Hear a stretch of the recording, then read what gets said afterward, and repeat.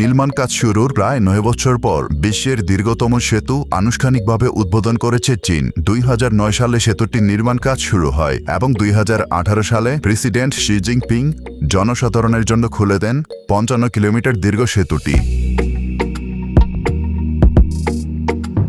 এর ফলে চীনের জুহাই থেকে হংকং যেতে আগে যেখানে সময় লাগত 4 ঘন্টা, এখন সেখানে সময় ব্যয় হয় মাত্র 30 মিনিট, যা চীনের বাণিজ্যিক ক্ষেত্রে 60% সময় বাঁচে। প্রকৌশলী ও স্থাপত্যের দিক থেকে দুর্দান্ত চীনের এই সেতুটি ভূমিকম্প প্রতিরোধে এই সেতুতে ব্যবহৃত হয়েছে 4 লক্ষ টন স্টিল, যা দিয়ে 60টি আইফেল টাওয়ার বানানো সম্ভব।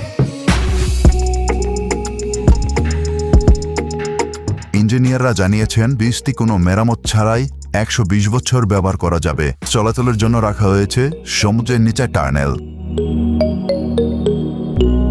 2 অংশের মাঝে সংযোগ স্থলে তৈরি করা হয়েছে একটি কৃত্রিম দ্বীপ। 6.7 কিলোমিটার আন্ডার ওয়াটার টানেল ছিল সবচেয়ে বেশি কষ্টসাধ্য, যার অন্যতম প্রধান কারণ ছিল সমুদ্রের নিচে পানির তীব্র চাপ।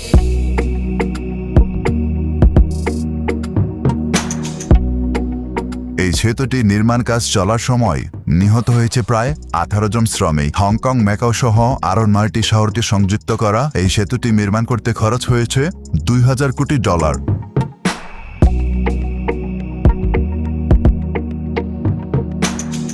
এতে গণপরিবহন চলাচল নিষেধ। দিনে প্রায় 9200 যানবাহন এই সেতু দিয়ে চলাচল করে।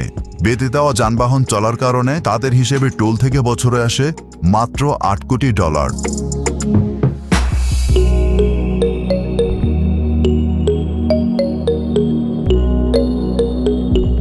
ভিউয়ার্স, ভিডিওটি ভালো লাগলে লাইক, কমেন্ট ও বন্ধুদের সাথে শেয়ার করতে পারেন। নিয়মিত এরকম ভিডিও পেতে চ্যানেলটি সাবস্ক্রাইব করে পাশে থাকা বেল আইকনটি প্রেস করে দিন।